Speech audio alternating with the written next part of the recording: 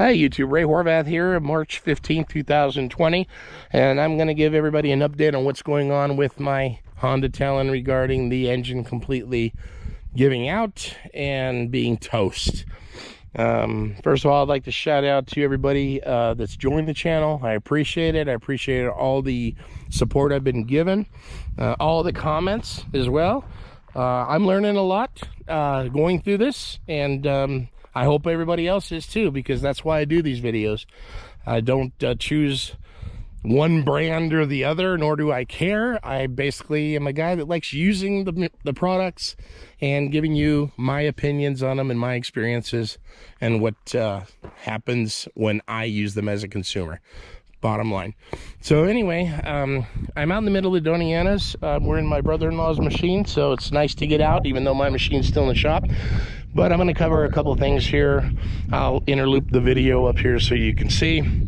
And basically, here's all the components of the engine tore down, and the machine itself looks very interesting, as I indicated before, with none of the guts in it. But they had to tear it apart completely and give detailed video and pictures to Honda to complete their diagnosis, and so Honda made the decision to replace the engine. But as you can see, components laying everywhere. And if you look here, you're gonna see the pistons. Notice the carbon buildup. And I know you're gonna say, look, that's pretty bad. Well, that's the result of dirt getting in there as well.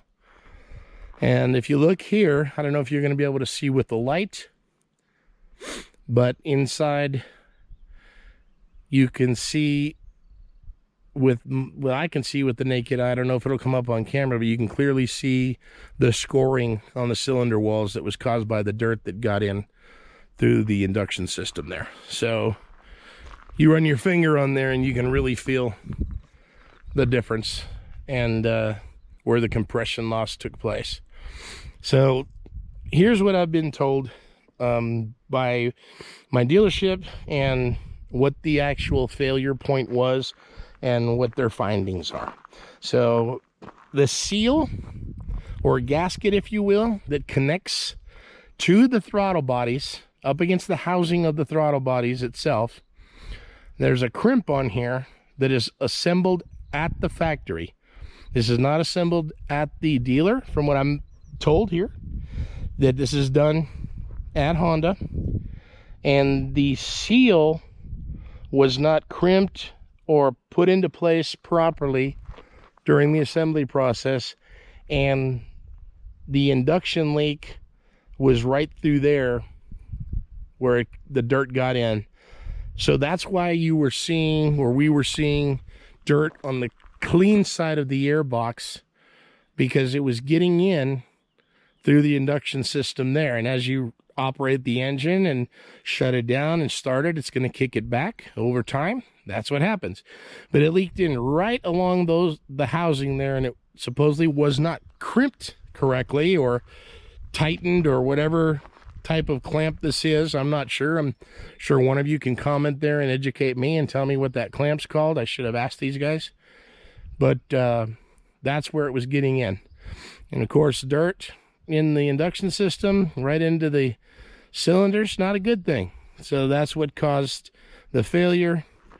But it's taken apart. There's all the parts laying across the table, and the engine is going to be replaced entirely. So that was what I'm being told is the component or components double that failed. You can kind of see where it seeped in and caused the engine to lose compression, both cylinders.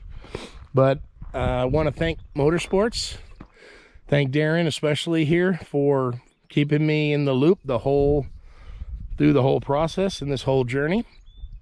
And I'm still looking at about 3 weeks or so before I get the Talon back and it's completely done. So everything's supposed to be en route, and as soon as it comes in, they'll be putting it in. But that's what's going on. And for those of you, I know I got a lot of comments that I'm blaming Honda, this and that and the other. Honda makes good products.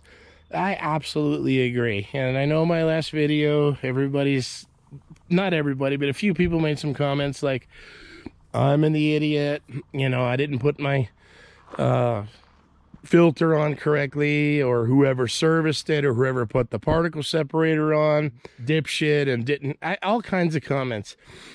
So for those of you that don't understand this, the particle separator doesn't even, none of this has to be even moved or loosened to install this.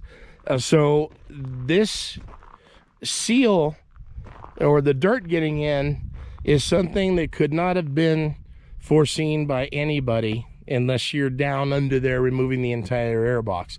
Now, is it a poor design? That's, you know, anybody's guess. That's, you know, yet to be determined. Is Honda going to change it? I don't know. Or was this just an anomaly? I think it was.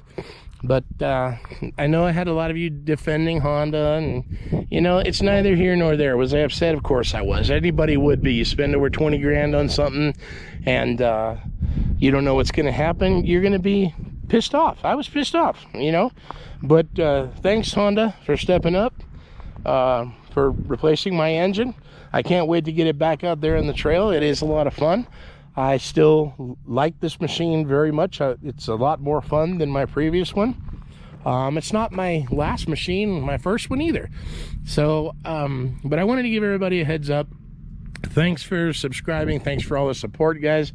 A lot of you have given me a lot of great technical information. I'm no mechanic or technician. I do this again so I can give everybody my opinion. And if you're looking for a machine, you can, you know, search YouTube and the internet and find opinions, honest opinions on what we think of stuff when we buy it. And that's why I'm doing them. So I don't want to ramble on like the last video. I appreciate everybody. Thanks again for subscribing. I'll give you another update as when the engine gets put in, and when I get back out in the desert and start enjoying the machine again. So that's pretty much all I have to say right now. See you in the next video.